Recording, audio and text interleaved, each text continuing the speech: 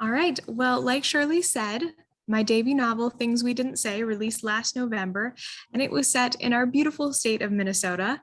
I've done presentations like this at libraries around the country, so that's why I always start out with this little map here, because the dots on this map are actually prisoner of war camps around the United States during World War II.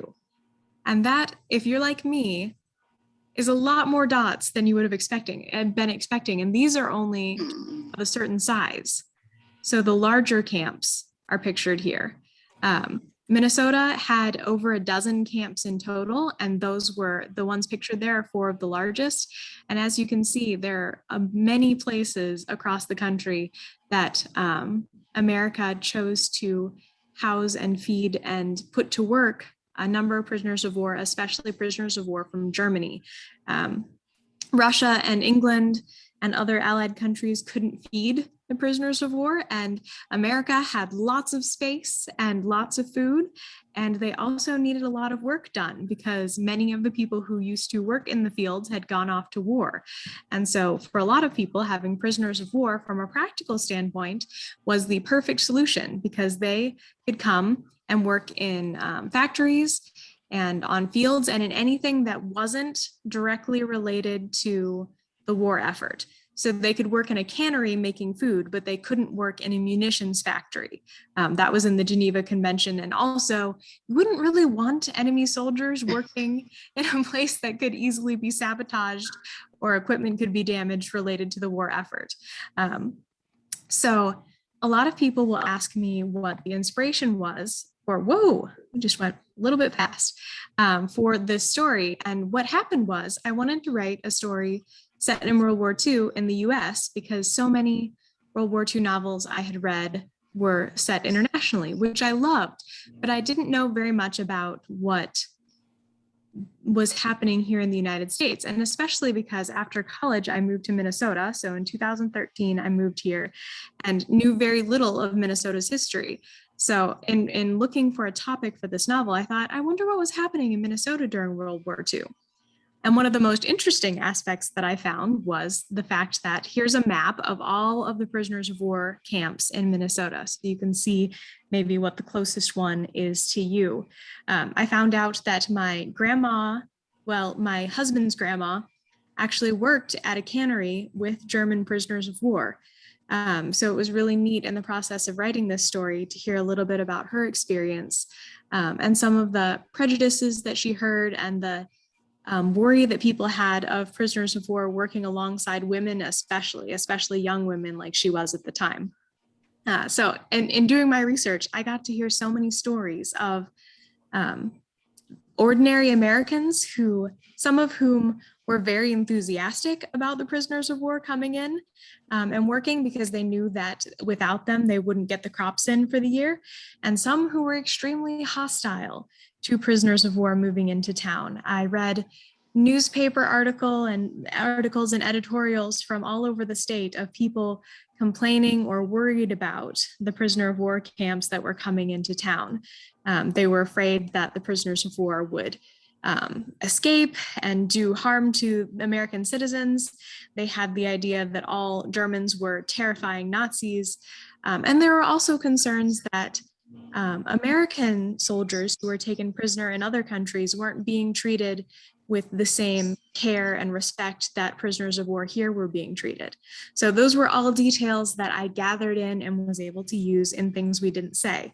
Things We Didn't Say is a fictional prisoner of war camp because I didn't want to use any real people or any real towns for some of the things that happened in the story, but based very heavily on a number of camps in Minnesota and including some fun real life incidents and real city names from the camps that actually existed. So in it, Johanna Berglund is a translator at a prisoner of war camp. They use civilian translators and cooks and other support staff in addition to the military who guarded the camps. And at the very beginning of the book in the first chapter, so I promise this isn't a spoiler for those of you who haven't had a chance to read it, you find out that she's being accused of treason against the United States. And the rest of the book details how she got there. So it flashes back to the year before that. And you see what happened to lead to her being falsely accused of treason. So that's what started the general idea for the history behind the story. And then when I was thinking, how do I want to tell this story? I have always loved epistolary novels. So an epistolary novel is a fun, fancy new category word you might not have heard of, where it's a story written entirely in letters and other documents. So it could include newspaper articles or journal entries, anything that's kind of like a documentary source as the primary way of telling the story. And the reason I got this idea was because I went to the Prisoner of War Museum in Algona, Iowa. So small town, really fascinating exhibits. If you ever get a chance to go down there, I would highly recommend it. They have lots of artifacts, artwork that the prisoners created, and books of letters, including some that were translated. Some of them were written by people who worked in the camps, but many of them were written by prisoners inside of the camps, writing back to Germany. And what struck me as I read through them was how I had come into the museum with lots of preconceived ideas, and just to see how human so many of these men were, and how much they loved their families and the ordinariness of the things that they wrote about and wanted to know of news back home really struck me. Particularly in the Minnesota camps, there were no Nazi officers or members of the Nazi party. Those were kept in separate camps under more stringent guard, because they could be more likely to be dangerous and violent. So most of the people in Minnesota camps were ordinary German men who had been conscripted into the army. Most of them were very young. A lot of them knew nothing about politics. Some of them actually were the opposite political party from Hitler, which caused some kinds of stir and conflict within the camp, of people who had very different political ideologies. But a lot of them were just ordinary people. And so in doing research about the camps, what I love in stories is when you take really high tensions and are able to write about them. So in this case, you have the Americans who are rightly angry at how other countries are treating their prisoners of war. They know that the side that they're fighting against is evil. They've heard about the atrocities of war that are going on. And at the same time, they have these prisoners of war moving in who are working in their fields and are many of them just ordinary, average people. And so in Things We Didn't Say, I decided to use the method of telling the story through letters to be able to share. Most of the letters are from Jo, the translator, but many of the letters she translates in order to censor them are from some of the German soldiers as well. So you get to hear a little bit from their voice, and understand where the people in the town are coming from, and understand where the Germans who live in the prisoner of war camp are coming from as well. These are some of my favorite epistolary novels, in case you're looking for recommendations. The Guernsey Literary and Potato Peel Pie Society has the longest title of all time, but it's delightful. And as you can see from some of the examples, like Dracula is a very different kind of story than Gilead by Marilynne Robinson. Love them both, but there's a wide variety of stories that can be told in the form of letters. And I love dialogue, and I found that writing an epistolary novel basically means the entire novel is just in dialogue, because each of the characters gets their own voice and their own letter and gets to speak for themselves. So I loved that storytelling style, really enjoyed the challenge it was to write a story told just in letters. The other fun Minnesota detail that I was able to work into the story is the Military Intelligence Service Language School, which actually was for a time in Savage, Minnesota, which is about 15 minutes away from my house. Historical plaque you can see still to this day that tells you a little bit about the school that was there. So you might be wondering, how did a school for Japanese Americans end up in Minnesota? Well, this particular school trained people in Japanese. Most of them were Japanese Americans. There were a few professors who taught Japanese and knew it before the war started, a businessman or two who had traveled to Japan a lot. But for the most part, they were Japanese Americans. And they were training to be translators, spies, hostage negotiators over in the Pacific Theater, because military Japanese is different than the conversational Japanese that they would be familiar with. So they would train at this school and then get sent out to help be support staff alongside the troops who were doing the fighting, oftentimes in very dangerous missions. And the reason they ended up in Minnesota was because the original school was in California, because the majority of Japanese Americans lived in California and Hawaii. So that was as central of a location as they could find. But if you remember, in our history, California and the other coastal states on the Pacific side removed all Japanese and Japanese Americans from their states and put them into relocation centers more centrally, out of fear that they might be spying for Japan, even though there was no evidence that that was going on. And so the school had to shut down. And in the process of doing that, Minnesota said, hey, we would love to have you guys, like, just come up here to Minnesota.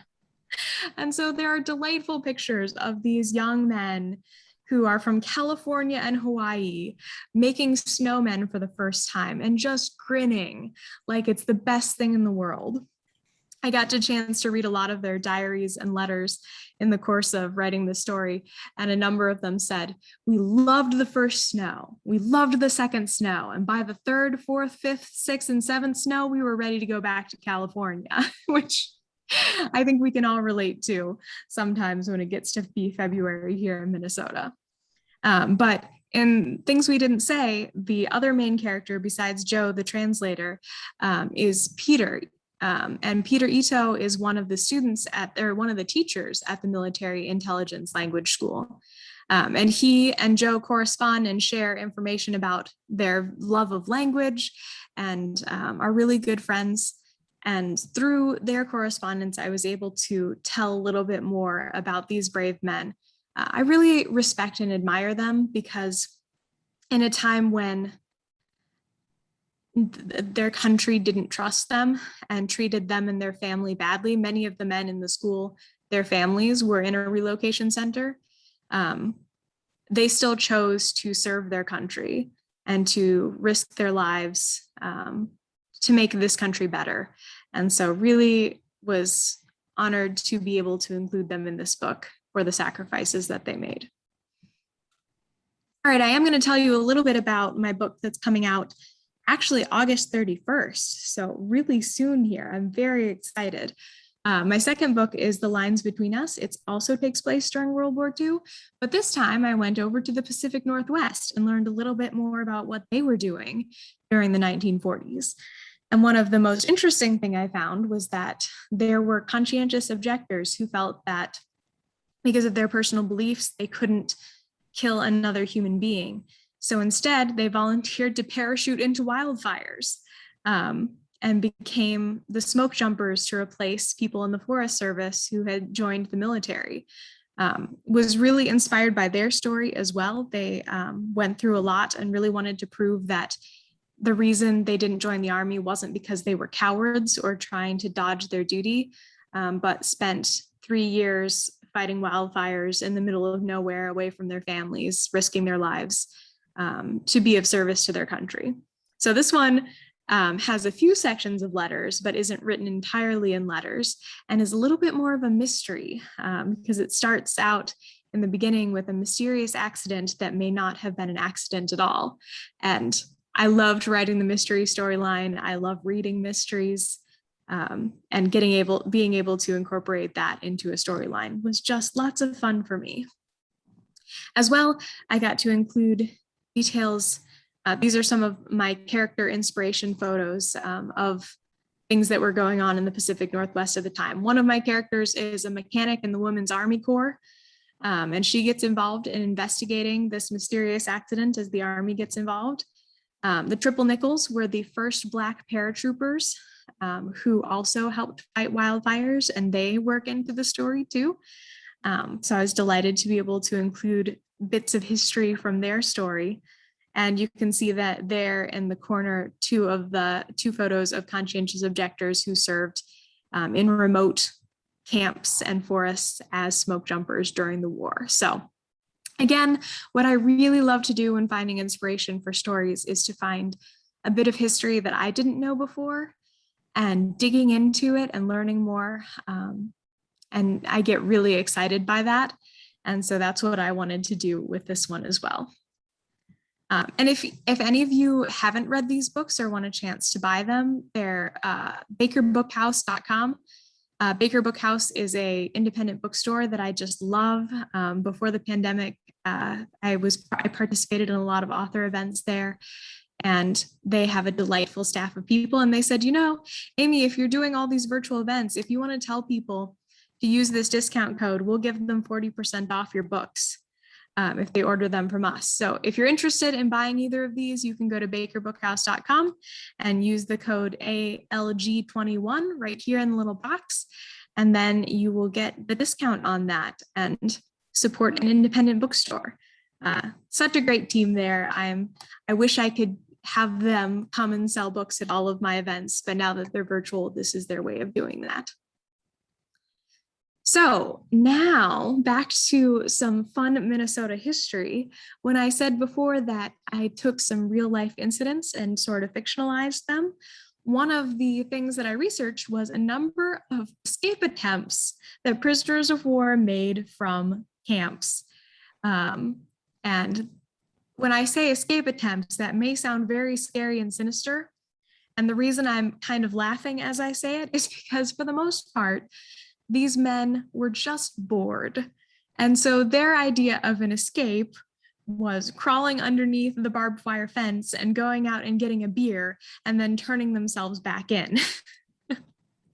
For under the Geneva Convention, there was this weird dichotomy of if you were caught escaping and the guard shouted at you to stop and you didn't stop, you could be shot. Because you're an enemy soldier who's disobeying a military order. But escaping itself, if you turned yourself back in, was actually not punishable by anything more than 2 weeks with bread and water in solitary confinement. Because technically, as a citizen of another country, you're not committing a crime by trying to escape back to your country against American law. So as long as you didn't break any other law, and as long as you complied with all law officers, then that's the worst that could happen to you. And prisoners of war knew that. So sometimes they would, in New Ulm, where that had a large German population, there were a few prisoners of war who escaped and just went to a family of German Americans and had dinner and then snuck back into camp. And my favorite escape attempt was a group in a small town of 3 men who escaped the day of the county fair, went to the county fair, rode the Ferris wheel, bought a sandwich, played a game, like one of the little carnival games, and then came back. So for the most part, escape attempts were not serious attempts to get back to Germany, and most of them were not a danger to the American people. However, Minnesota does hold the record for the longest that any prisoners of war had ever escaped. They weren't super proud of that record because it made national news and they were quite embarrassed that this happened in Minnesota. But I'm going to take all of you through that escape attempt and see how well you do at guessing what the prisoners of war might have done in their escape attempt. So this is going to be honor system. I'm going to go through a quiz and have you and anyone with you who's watching, think in your head or write down, if you're going to be really competitive, which option you think actually happened in history. And then I'll walk you through the escape attempt and you can hear a little bit more about what happened. All right, so your Heinz Schmala, Corporal Heinz Schmala, and you just got news that your father, your middle-aged, I think he was like in his 50s, was forced to join the German army because they had run out of young men to conscript. And you're outraged by this. You feel like you're completely useless. And you decide you're going to escape from this camp up in Bena, Minnesota, a logging camp way up north. And you're going to go home and you're going to defend the honor of your family. So you talk with a friend of yours and you decide that together the two of you are going to escape. So do you A, try to flee to Canada and make for the Atlantic Ocean? Or do you B, travel down the Mississippi River to the Gulf of Mexico? So for all of these, I'll just give you a few seconds to think and decide on your answer. If we were in person, I'd make you raise your hand and own the answer that you signed up for. So we'll see. And keep in mind, Heinz Schmala, that you are, I think he was 21 years old and his friend was 19. So you're young.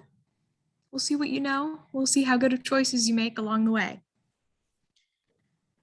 All right, so Heinz traveled down the Mississippi River to the Gulf of Mexico.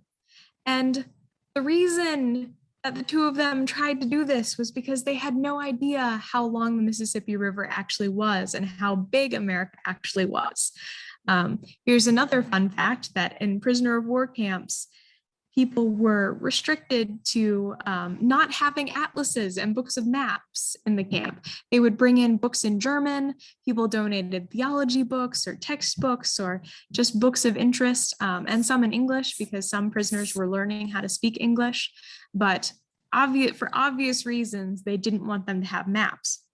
And so the only map that Heinz had ever seen of America was a teeny tiny little picture in the dictionary that they had.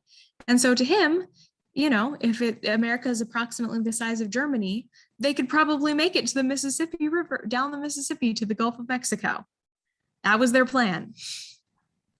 All right, so you're planning ahead and you're thinking, okay, once the authorities find out that we're gone, they plan to slip away before the sun. On Sunday, there weren't bed checks for the prisoners because that was a day of rest for the guards as well. And so they planned to slip away Saturday night and then go all day Sunday without being detected, and then it would be discovered they were gone on Monday morning. But you're thinking, as soon as they discover we're gone, they're going to look for us. So do you A, start a rumor campaign among the other prisoners that you drowned in the nearby lake? Or do you leave a note on your bunk pretending that you fled to Canada? Think about which you might do, or I guess which you think that Heinz might have done.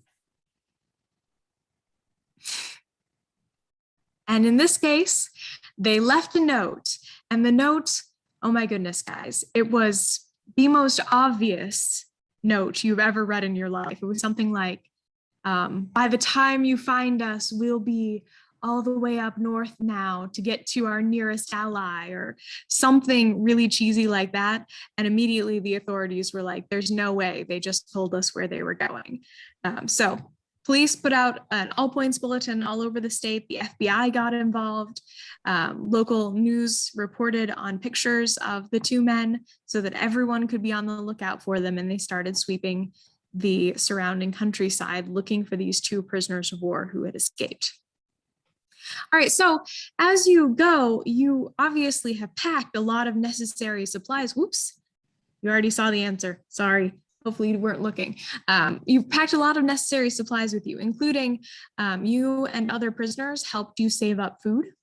So you've got a lot of bacon and biscuits that you kind of stuffed in your bag, and anything that seemed like it would keep well. But you also have some important other essential items. Of the two of these, which would you bring with you? Either a fountain pen and a farming magazine, or a chess set and shoe polish? Might have already seen this, so I'm just going to go on and tell you that it was the chess set and shoe polish, because of course, when you're running from the authorities, you might have time to play a game of chess and polish your shoes.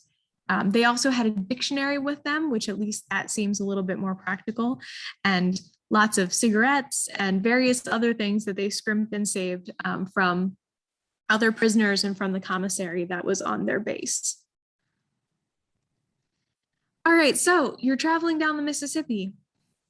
How do you think you might travel down the Mississippi? Do you A, take the boat you made out of scrap lumber last summer and use that? Or do you B, steal a small rowboat tied up at a dock by night and use that to escape? Ready, think of your answer. All right, and it is A. So this might be a surprise to some people, but the prisoners of war were especially in really rural areas like Bina. Bina's in the middle of nowhere. The people there were on a logging camp, and the prisoners were allowed a fair amount of freedom and sometimes had Saturdays off and always had Sundays off. And so in this case, a lot of the men were allowed to go fishing on the nearby lake because it kept them busy. It added food supplies to the camp. So that was encouraged. And I don't know if Hines was smart enough to realize this, but it was very good that they used their own boat, because remember what I said, you couldn't be punished under American law more than 14 days in solitary confinement unless you broke another law. So if they had stolen a rowboat, they could have gone into the American court system instead of just being court-martialed once for any crimes that they committed. So they took the boat they had made from scrap lumber, and the guards knew about these boats. So as soon as the escape was reported that Monday, they ran down to the lake and did a count of all the boats that were there.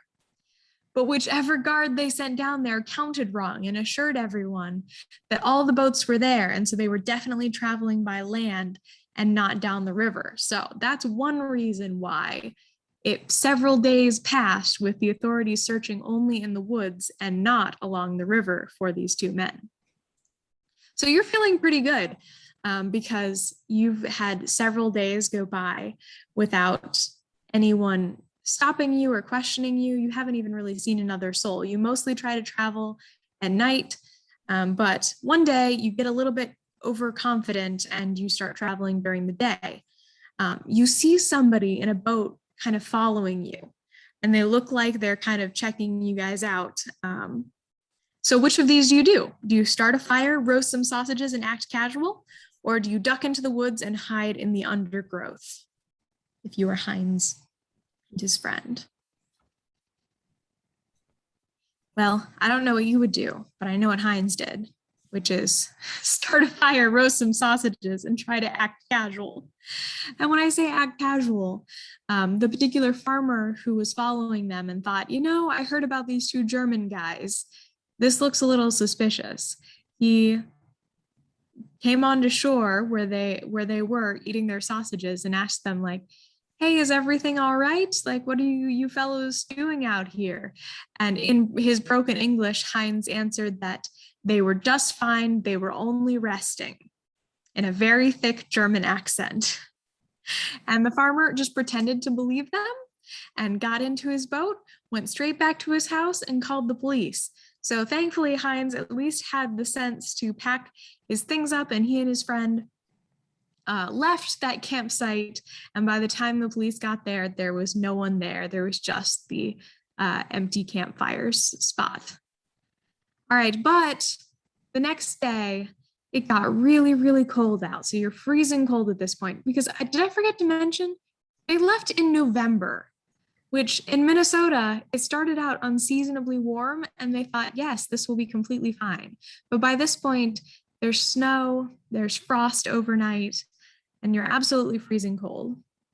And then you hear sirens on the road that you're going past. You've given up on the boat because it's too cold to travel by boat anymore, and you're just in the woods trying to hide under the cover. And you hear on the road next to you the sound of police sirens, and you see that they're sending out a search party into the woods where you are. So do you split up and agree to meet back at a set location, or do you hide where you are and then surrender if the search comes near? Which do you think Hines and friend did?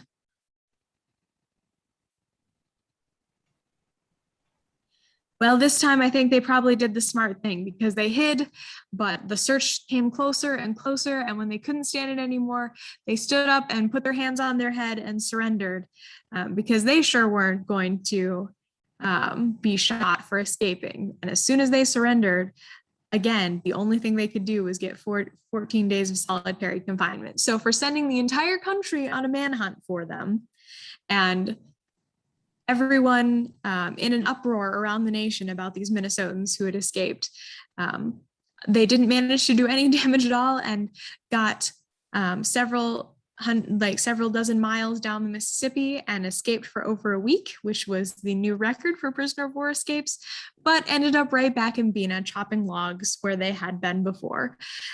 So I got a chance to read all of the court-martial transcripts and their detailed accounts of what had happened, as well as a bunch of newspaper articles about this escape. And while I didn't use many details from this escape attempt in my book, there were a few things that ended up being very helpful to me in writing about an escape attempt of my own.